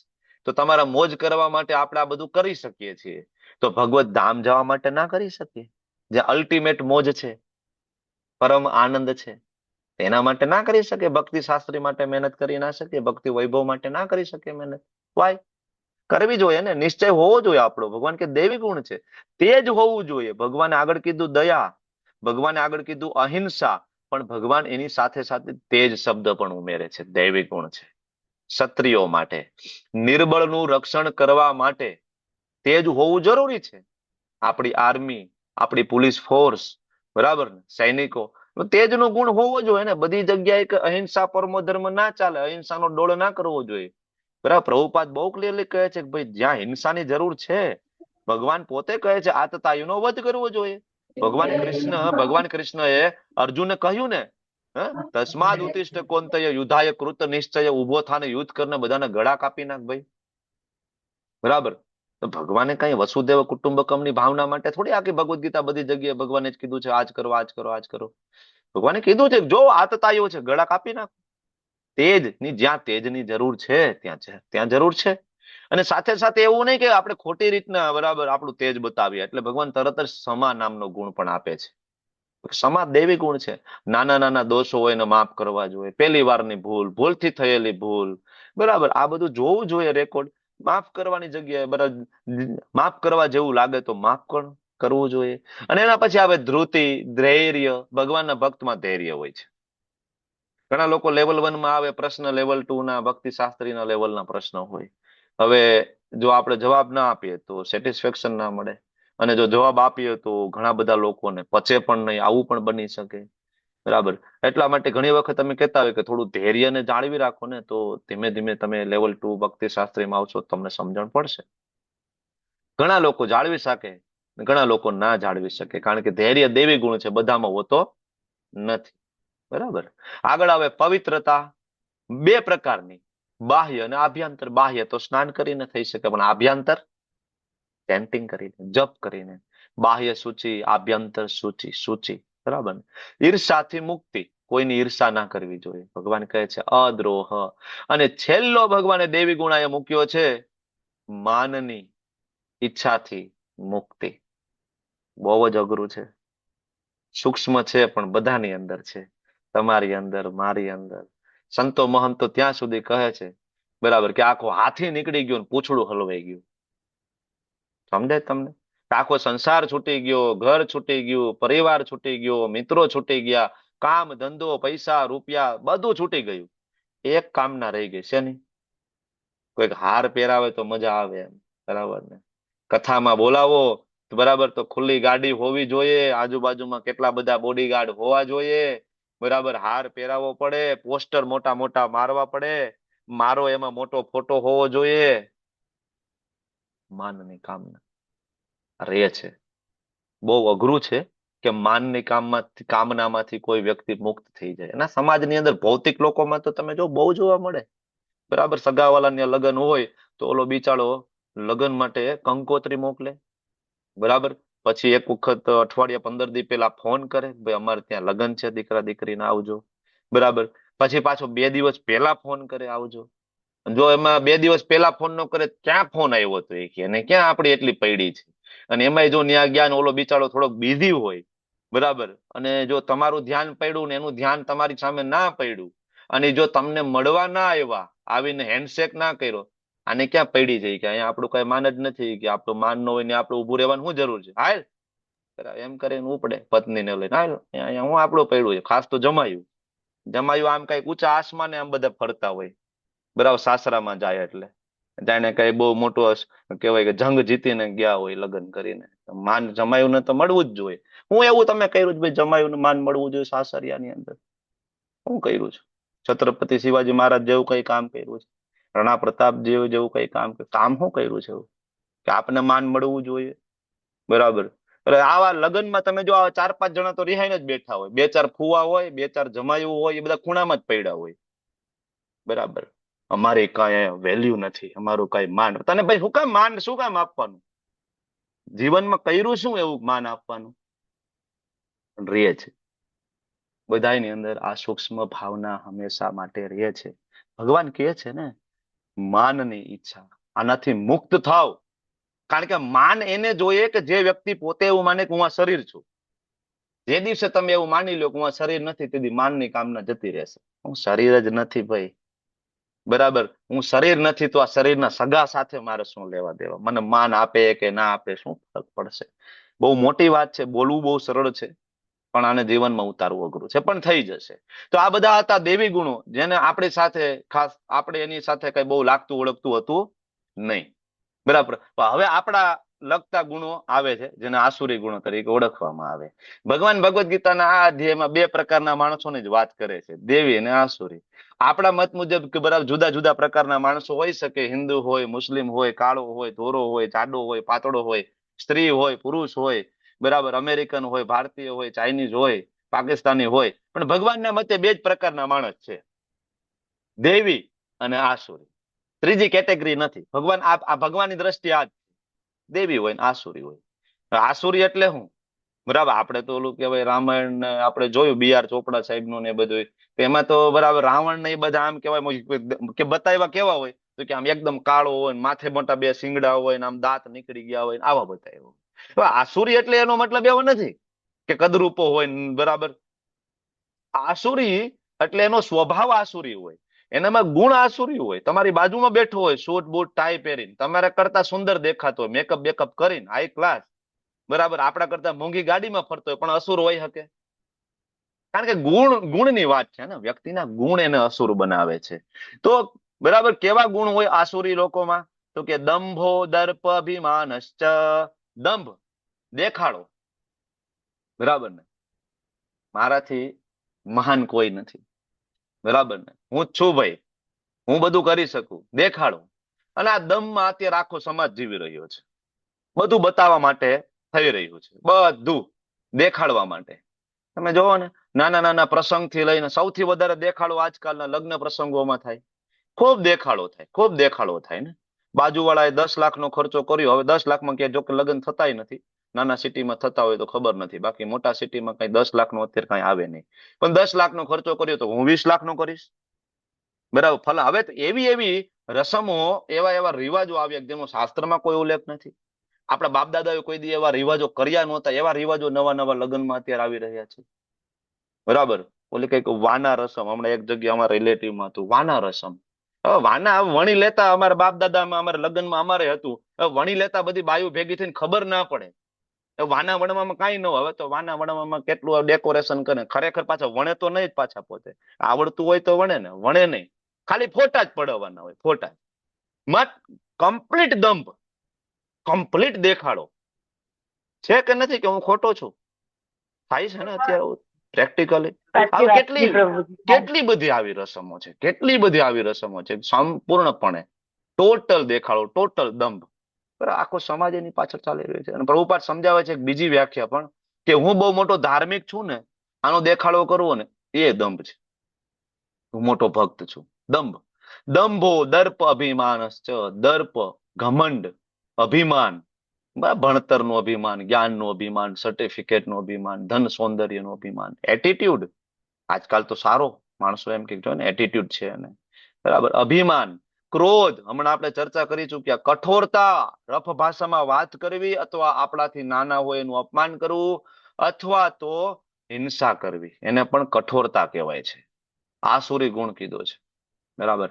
અને અજ્ઞાન, બધા જ પાપનું અલ્ટિમેટલી મૂળ એટલે અજ્ઞાન. શું કરવું શું ના કરવું ખબર જ નથી, બરાબર. આપણે એમ કે ભગવદ્ ગીતાની બુક વાંચવી છે, બરાબર, તમે આ લઈ જાઓ વાંચો, તો કે ના, એ નહીં વાંચે, બાકી ગમે એમાં સમય બગાડશે, અજ્ઞાન. ઓકે, તો આ બધા ગુણો છે, આસુરી ગુણ છે. તો આપણે આપણી ચેતનાને ક્યાં ફિક્સ કરવી જોઈએ, ક્યાં દાન કરવું જોઈએ, કોની સાથે સંગ કરવો જોઈએ, એટલા માટે ભગવાને આ ગુણ આપ્યા છે, બરાબર. અને આપણે આને ઓળખવાની જરૂર છે, આપણામાં અને બહાર બંને જગ્યાએ. કારણ કે ભગવાને 13મા અધ્યાયથી આપણને એ શીખડાવવાની શરૂઆત કરી છે કે ભક્તિની અંદરના શું ઓબ્સ્ટેકલ છે, ભક્તિમાં આગળ વધવા માટેના અવરોધો શું. પેલો અવરોધ ચેતના, કોન્શિયસનેસ, 13મો અધ્યાય. બીજો અવરોધ સતોગુણ, રજોગુણ, તમોગુણ, બરાબર, 14મો અધ્યાય.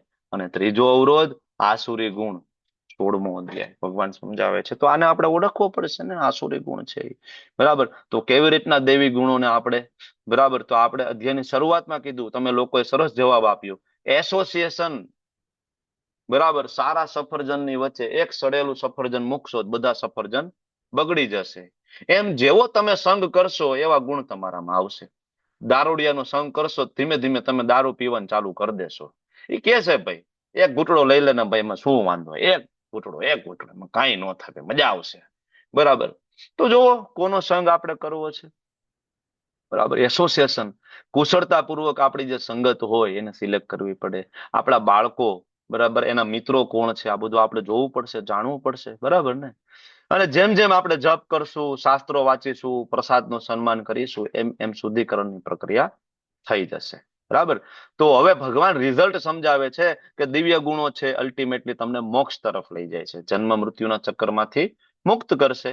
પણ આસુરી ગુણો છે તમને બંધનકારક, તમને બંધનમાં નાખશે, જન્મ મૃત્યુના ચક્કરમાં નાખશે.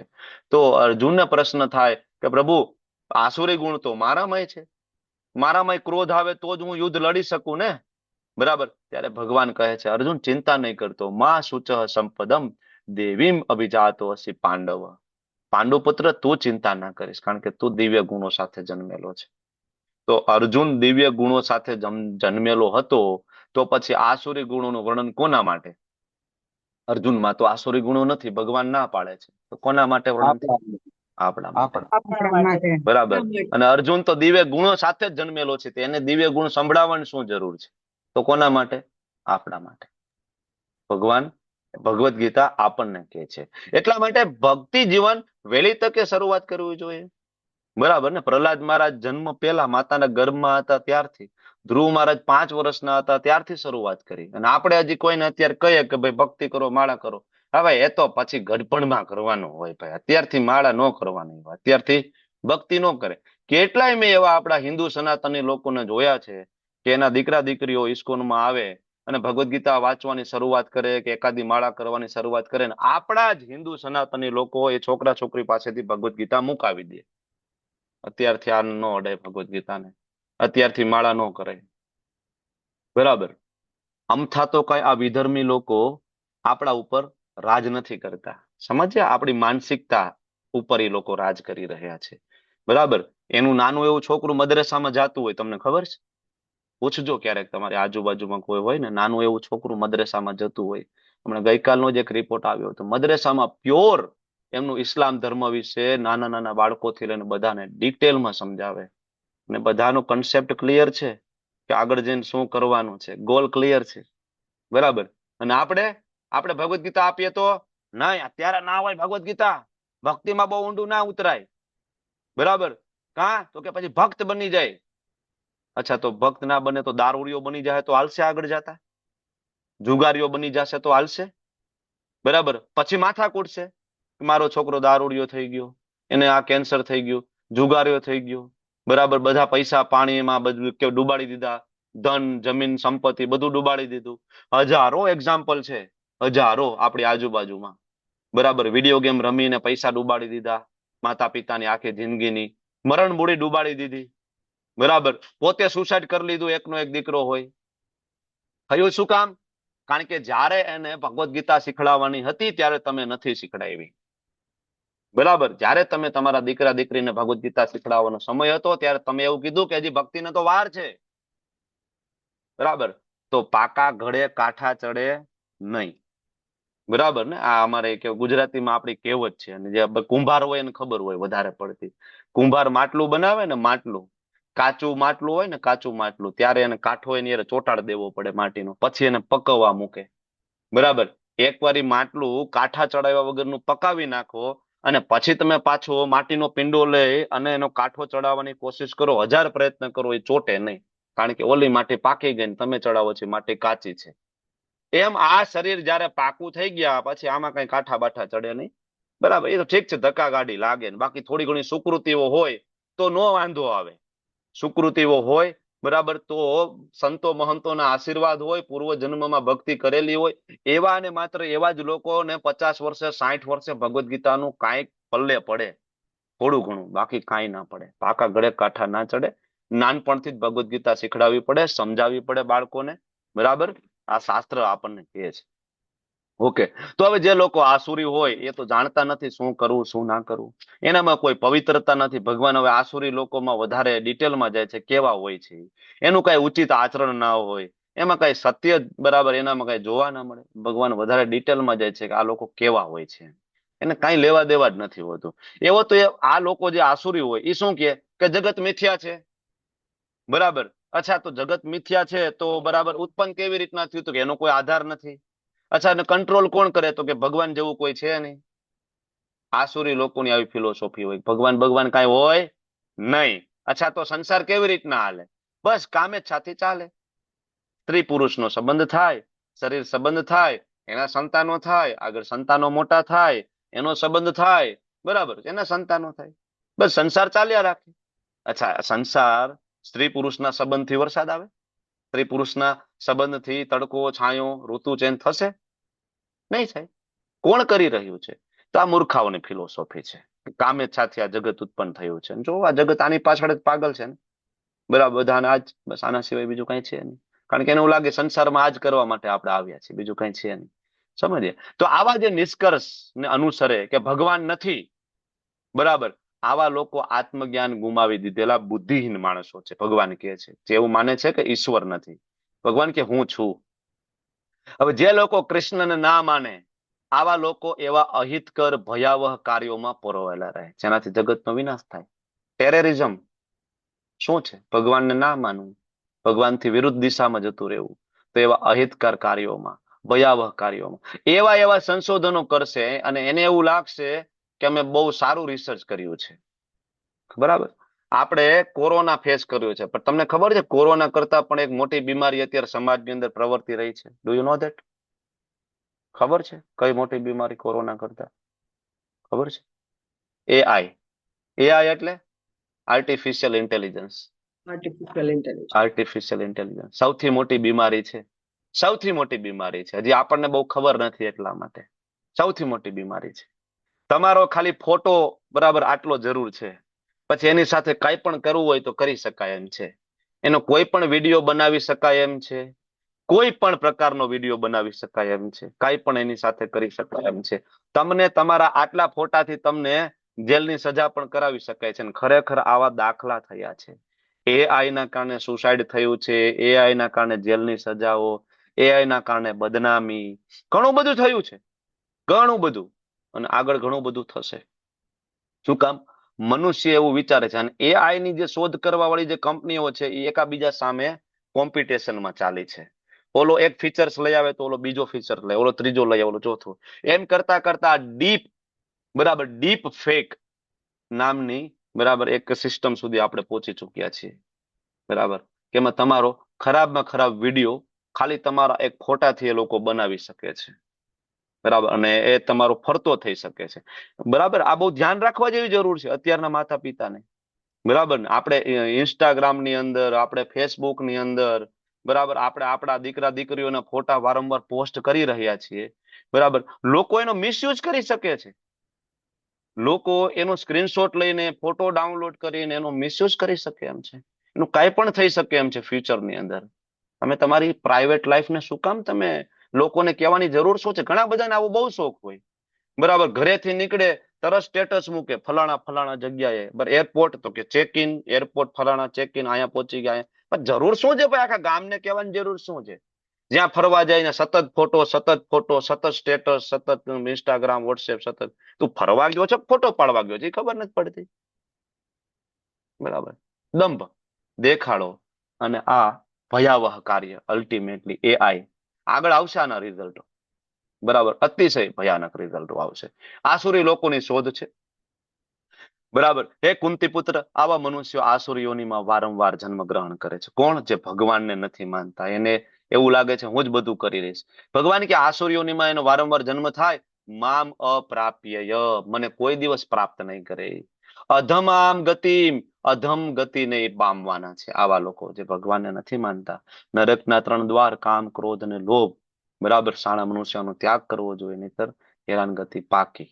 બરાબર, કામ, ક્રોધ અને લોભ 3 કૌરવોમાં હતા. સગી ભાભી પ્રત્યે કામ વાસના, ભાઈઓ પ્રત્યેનો ગુસ્સો, ભાઈઓની સંપત્તિ લઈ લેવી. બરાબર, તો પેલા તો યુગ સતયુગ હતો. બરાબર ને, દેવી અને આસુરી અલગ અલગ ગ્રહ ઉપર હતા. ભગવાન વરાહદેવ, હિરણ્યાક્ષ, બરાબર, હિરણ્યાક્ષ જુદા જુદા. ત્રેતાયુગ આવ્યો, એક જ ગ્રહ ઉપર રામચંદ્રજી, રાવણ, બરાબર ને, ભારત અને લંકા એક ગ્રહ ઉપર હતા. દ્વાપર યુગ આવ્યો, એક જ પરિવારની અંદર આવી ગયું. કૌરવ અને પાંડવો એક જ ફેમિલી, દેવી અને આસુરી. પણ અત્યારે કળિયુગ છે. બરાબર, એક જ વ્યક્તિની અંદર આ જોવા મળશે તમને, દેવી અને આસુરી બે. બરાબર, ગુડ અને બેડ ક્વોલિટી. એક જ વ્યક્તિની અંદર નમ્રતા હોય, સાથે સાથે ક્રોધ હોય. મદદ કરવાની ભાવના હોય, તો સાથે સાથે લોભ અને ઈર્ષા હોય. સહનશીલતા હોય, સામે એની વાસના પણ હોય. એક જ વ્યક્તિમાં જોવા મળે છે. બરાબર, એટલે હે કુંતી પુત્ર, નરકના 3 દ્વારથી બચો. કારણ કે આત્મ સાક્ષાત્કાર માટે કલ્યાણકારી જે કાર્ય જે છે ને, નરકના 3 દ્વારથી ધ્વંસ થશે. બરાબર, તો આનાથી બચો, તો જ પરમ ગતિને પ્રાપ્ત થશે. એટલા માટે શાસ્ત્રનું શરણ લો. શાસ્ત્ર, આપણે શાસ્ત્ર વાંચવા નથી, આપણે ગૂગલના શરણે જવું છે, બરાબર ને? એટલે ભગવાન કહે છે યે શાસ્ત્ર વિધિ ઉત્સૃજ્યમ વર્તતે કામકારત, જે લોકો શાસ્ત્રના આદેશને અવગણના કરે, પોતાની ધૂનમાં આવે એવું વર્તન કરે, ન સ સિદ્ધિમ વાપનોતી ન સુખમ ન પરામગતિ, એને કોઈ સિદ્ધિ પામશે નહીં, કોઈ પણ પ્રકારનું એને સુખ પામશે નહીં, ભગવાન ના પાડે છે, બરાબર? શાસ્ત્ર શ્રીમદ ભગવદ ગીતા ભાગવતમ ઘણા બધા લોકો નથી માનતા, નિંદા કરે છે. ભગવાન શિવજી સ્વયં કહે છે યે નિંદંતી પુરાણાની ધર્મ શાસ્ત્રાણી નાસ્તિકા તે યાંતિ નરકમ ઘોરમ યાવદા ભૂત સંપ્લવમ, બરાબર? સ્કંદ પુરાણની અંદર ભગવાન શિવ અને માતા પાર્વતીનો સંવાદ છે. ભગવાન કે જે લોકો નાસ્તિક છે ને, જે લોકો ભગવદ ગીતા ભાગવતમમાં નથી માનતા ને, ભગવાન શિવ કે એને ઘોર નરકની યાતના હું આપીશ. શાસ્ત્રના આદેશોની અવહેલના ના કરી શકાય, શાસ્ત્રને માનવા જ પડે. એટલે ભગવાન પોતે કહે છે જે મનુષ્ય શાસ્ત્રના નિયમો ઉપરથી સમજશે, મારું કર્તવ્ય શું છે શું નથી, બરાબર, એમાં આપેલા નિયમો નિયંત્રણો જાણશે અને એ પ્રમાણે કર્મ કરશે, એ ઉન્નતિને પ્રાપ્ત કરશે, ધીમે ધીમે ભગવત ધામ જશે. તો આપણી અંદર બધાની અંદર રાક્ષસ છે, કામ, ક્રોધ, લોભ, મોહ, પણ આ અધ્યાયની અંદર ભગવાન કહે છે શાસ્ત્રને વાંચો, ભગવદ ગીતાને વાંચો, સમજવાની કોશિશ કરો, તો પછી ધીમે ધીમે આપણાની અંદર ઓટોમેટિક આ આસુરી ગુણો પરાસ્ત થશે અને દૈવી ગુણો ધીમે ધીમે ધીમે પ્રગટ થશે, બરાબર ને? શાસ્ત્ર વાંચશું એટલે આપણે સંગ કરવો પડશે, સાધુ સંગ થશે, બરાબર? તો ફરીથી સાધના, સેવા, સાધુ સંગ, આ ત્રણ જે પાયા છે, ત્રણ પાયાને ફોલો કરશો તો આપમેળે આપણામાં આસુરી ગુણો અપ્રગટ થઈને દૈવી ગુણો પ્રગટ થશે. ઓકે, હરે કૃષ્ણ. વાંછાકલ્પતરુભ્યશ્ચ કૃપા સિંધુભ્યેવ ચ પતિતાનાં પાવનેભ્યો વૈષ્ણવેભ્યો નમો નમઃ. અનંત કોટિ વૈષ્ણવ કી જય, શ્રી પ્રભુપાદ કી જય, ગુરુ મહારાજ કી જય.